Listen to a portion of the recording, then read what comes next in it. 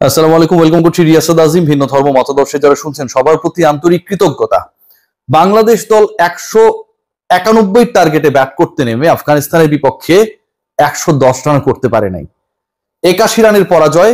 যেভাবে দলটা হেরেছে, যেভাবে একটার পর একটা উইকেট পড়েছে, যেভাবে ক্রিকেটাররা উইকেট বিসর্জন দিয়েছেন, যেই অ্যাপ্রোচে খেলেছেন, ধরুন এই দলটাকে যদি ফলো অন করাতে নামাতো, আফগানিস্তান যদি বলতো যে বাংলাদেশ আরো একবার ব্যাট করুক, টার্গেট ওই 191, 109 পর থেকে বাংলাদেশ বাকি 81 রান করবে, আপনি কি বুকে হাত দিয়ে বিশ্বাস করতে পারেন যে বাংলাদেশের আরো একবার ব্যাটারদেরকে সুযোগ দিলে সেই 81 রান করতে পারতো?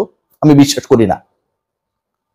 বাংলাদেশের ক্রিকেটাররা যেই ক্রিকেট উপহার দিয়েছে, যেভাবে আজকে হেরেছে, 28 ওভারের বেশি যেখানটায় খেলতে পারে নাই, তাড়াতাড়ি আউট হয়ে যেন দুবাই আবুধাবির স্বর্ণের দোকানে গোল্ডের দাম বেড়ে যাচ্ছে, সেখানটায় গিয়ে যেন হচ্ছে সবাইকে হুড়মুড়িয়ে পড়তে হবে, সেই সময় তো নাই। একদিন বাদেই পরের ম্যাচ, ব্যস্ততা দেখে অনেকটা এমন আপনি ভাবতেই পারেন। এই দলটার তৃতীয় ম্যাচটা, তৃতীয় ওয়ানডে খেলার কি দরকার আছে? দেশে ফিরিয়ে আনলে খুব খারাপ কি হয়? একটা দল 191 রান চেস করছে, 190 রান চেস করছে, সেই 50 ওভারের ম্যাচে প্রত্যেক ওভারে 4-এর নিচে, 3.5-এর কিছু উপরে রান তুলতে হয়।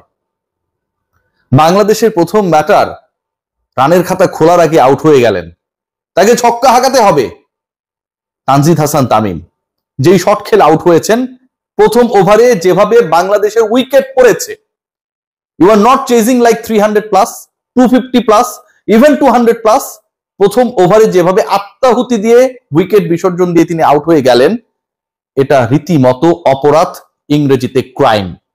এই ক্রাইমের শাস্তি বাংলাদেশ ক্রিকেট বোর্ড কি কখনো নির্ধারিত করতে পারবে? ক্রাইম তো একলা করেন নাই তিনি, যে কারণে দল ভারী ক্রিকেট বোর্ড এখনো হানিমুন পিরিয়ডে নতুন কমিটি হয়েছে।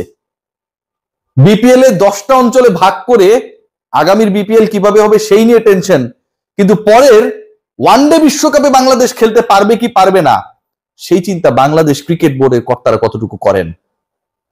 খেয়াল করে দেখবেন, আপনি যদি তানজিদ তামিমকে ড্রপও করতে চাইতেন আজকের দিনে, ব্যাকআপ ক্রিকেটার পৌঁছেইছে 24 ঘন্টা আগে ম্যাচের, সুযোগটা নেই ভাই। আজকে যেভাবে জাকের আলী অনেক আউট হয়েছে, এই খেলার প্রতি, এই ক্রিকেটের প্রতি আপনার ভালোবাসা, আপনার আবেগ, আপনার শ্রদ্ধা, আপনার ফ্যাসিনেশন নষ্ট হতে বাধ্য। সব স্ট্যাম্প ছেড়ে দিলেন, ওভারের লাস্ট বল দারুণ ভাবে ক্যাচ তুলে দিলেন, রাশিদ খান মুঠোবন্দি করলেন। জাকের আলী অনেক রশিদের বলে যেন আউট না হন, গুগলি রিড করতে পারেন না। গত 4-5টা ম্যাচে, ওয়ানডেতে, টি20তে আমরা সেটা দেখেছি, রাইট? সেখান থেকে বাঁচার জন্য ওই ওভারের লাস্ট বলে একটা সিঙ্গেল বের করতে হবে, ঘুরে ফিরে তালুবন্দি হলেন রশিদের কাছেই। যে বিচ্ছিরি শটটা খেলে আউট হয়ে গেছেন, আগের তুলনায় কম চুইংগাম চিবানো জাকের আলী অনেকের চুইংগাম আসক্তি কমে গেল, ব্যাটিং এর ধরনে খুব বেশি পরিবর্তন এসেছে কি? নুরুল হাসান সোহান যেই শট খেলে আউট হয়েছেন, যেভাবে উইকেট বিলিয়ে দিয়ে এসেছেন, বাংলাদেশের 5th উইকেট 79 রানে পড়ার পর একটা স্বপ্ন দেখছিল সবাই। জাকের আলী অনেক, নুরুল হাসান সোহান সবশেষ স্বীকৃত জুটি, খেলছিলেনও ভালো। প্রায় 100 স্ট্রাইক রেটে ব্যাট করতে থাকা সোহানের কি যেন মনে হলো, শিক্ষা দেব এবার রশিদ খানকে, কত বড় ক্রিকেটার তুই, তুলে মারতে গেলেন ফর নো রিজন। বাংলাদেশের রান রেট তখন 5-এর উপরে। নুরুল হাসান সোহান যে শটটা খেললেন, যে শট খেলার চেষ্টা করলেন, কানেক্ট করতে পারলেন না, গুগলি ধরতে পারলেন না, বোল্ড হয়ে যখন চলে গেলেন, বাংলাদেশের সকল আশা সেখানটায় শেষ হয়ে যায়। সকল স্বপ্ন তখনই পদদলিত হয় যখন বাংলাদেশের ক্রিকেটাররা এভাবে সমর্থকদের, তাদের স্বপ্নকে, তাদের ভালোবাসাকে, তাদের টেনশনকে অপমানিত করেন প্রত্যেকটা পদে পদে। তাওহিদ হৃদয় একই কাজ করেছেন, দারুণ খেলছিলেন, ক্রিজে ছিলেন, মনে হচ্ছিল এবার একটা পার্টনারশিপ হচ্ছে। মিরাজ 50তম রানের মধ্যে যখন 4র্থ উইকেট হিসেবে আউট হয়ে গেলেন, হৃদয়কে নিয়ে কিছুটা হলেও আসলে আমাদের হৃদয়ে আশার সঞ্চার হচ্ছিল। কে শোনে কার কথা, শক্ত খেলতে হবে। রাশিদ খানের উইকেট পাবার খাতাটা খোলার চেষ্টা করলেন হৃদয় নিংড়ে দিয়ে আমাদের তাওহিদ হৃদয়। প্রত্যেকটা উইকেট, প্রত্যেকটা আউট যে বর্ণনা দিলাম, আপনারা যদি খেলাটা বিরক্ত হয়ে না দেখেও থাকেন, আমি যেভাবে বলেছি বিশ্বাস করেন ভাই, ঠিক এভাবেই এরা আউট হয়ে এসেছে। এরা 30 ওভার টিকতে পারে নাই, 28 ওভার 2 বলে অল আউট হয়ে গেছে বাংলাদেশ। যেই দলটা আফগানিস্তান তাদের একজন ব্যাটার শট নিয়ে কম নিয়ে 190+ স্কোরটা করলো, সেই দলটার এগেনস্টে যতই দুরূহ উইকেট হোক, যতই ডিফিকাল্ট টার্গেট হোক না কেন, 109 রানে আপনি গুটিয়ে যান, এর থেকে লজ্জার আর কি হতে পারে ভাই? এর থেকে লজ্জার কোনো কিছু হতে পারে না। বাংলাদেশ সেটা করে দেখিয়েছে। বাংলাদেশ 28 ওভার 2 বলের বেশি খেলতে পারে নাই, বাংলাদেশ 110 রান পর্যন্ত করতে পারে নাই। অথচ এই দলটা যদি ফুটানি দেখেন, শুরুতে এমন ওয়েতে ব্যাট করেছে, এমন ভাবে শুরুটা করার চেষ্টা করেছে যেন Bangladesh Australia, they are chasing a target given by India and that is definitely around 300। 200 নিচের একটা টার্গেট তারা করতে গিয়েছে, এই অ্যাপ্রোচ, যে ছটপটানি, যে উইকেট বিলিয়ে দেওয়ার চেষ্টা, আপ্রাণ চেষ্টা বাংলাদেশি ক্রিকেটাররা আজকে করলেন, যেভাবে অপমানিত করলেন, যেভাবে তাদের জাতীয় দলে থাকাকে প্রশ্নবিদ্ধ করলেন, যেভাবে বাংলাদেশের আন্তর্জাতিক ক্রিকেট, ওয়ানডে ক্রিকেট কেন এখনো বেস্ট ফর্মের আমরা বলি, সেই বলাটাকে প্রশ্নের সম্মুখীন করলেন। এটা আসলে আমার কাছে যেটা মনে হয় যে কোনো এক্সপ্লেনেশন দিয়ে ব্যাখ্যা করার অবস্থায় নেই। বোলাররা ঠিকই টাইট বোলিং করলেন, 200 নিচে অল আউট করে দিলেন, প্রতিপক্ষ 9 উইকেট গিয়েছে, রহমত শাহ ব্যাট করতে পারে নাই, একমাত্র জদরান ছাড়া বাকি কারো ব্যাটে রান নাই। 10 নাম্বার ব্যাটারকে বাংলাদেশ অ্যালাউ করলো আফগানিস্তানের, যে বাবা তুই তাহলে কিছু রান কর, আমরা একটু বড় রান চেস করতে চাই। গাজানফরের সেই শটগুলো তিনি যেভাবে খেলেছেন, বাংলাদেশি ব্যাটাররা টপ অর্ডার মিডল অর্ডারে যারা খেলেছেন, তারা যদি বাংলাদেশের ফিল্ডিং ইনিংসে ফিল্ডিং করার সময় সেই শটগুলো দেখে দু একটা শিখতেন, যে খেললে আসলে এভাবেই খেলতে হয়, ব্যাটে বলে কানেক্টটা এভাবেই করতে হয়, উড়াদুরা খেললে হয় না, তাতেও হয়তো কিছুটা হলেও রানযুক্ত হতে পারতো, কিছুটা হলেও বাংলাদেশের সম্মানটা বাঁচার সুযোগ ছিল। সেটাও হয় নাই।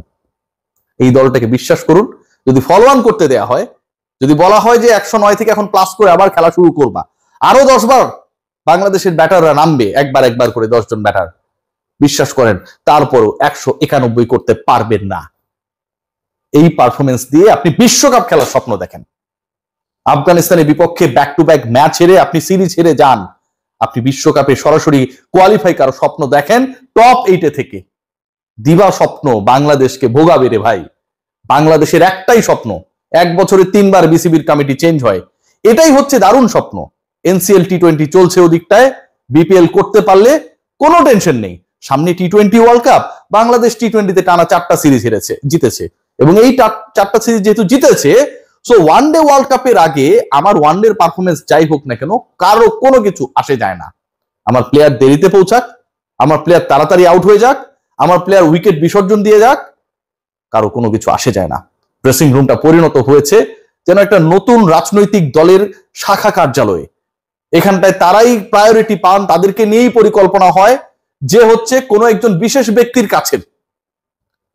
Inside politics, dressing room politics কতটা ভয়ানক, কতটা কদর্য, কতটা আত্মঘাতী হতে পারে। আজকে আফগানিস্তানের বিপক্ষে ওয়ানডেতে 50 ওভারের ম্যাচে বাংলাদেশ যখন 109 রানে অল আউট হয়ে যায়, সেটাই যেন তার রূপকে দেখিয়ে দেয়। তানজিদ হাসান তামিম, সাইফ হাসান, সাইফের কথা বলা হয় নাই, 6-4 আবারও তার মারা লাগবে। বাংলাদেশের রান যখন 40, এবং সেই 40 রান বাংলাদেশের 40 বলে, 6 ওভার 4 বলে বাংলাদেশের স্কোর 40। খেয়াল করে দেখুন, সাইফ হাসানকে মারাই লাগবে, 4-6 মারার পর আবারও মারতে গেলেন, উইকেটটা বিলিয়ে দিয়ে আসলেন। আমরা বিলিয়ে দিই কি, দান করি কোন জিনিসটা আমাদের কাছে যেটার কোনো ভ্যালু নেই, অফুরন্ত আছে রে ভাই।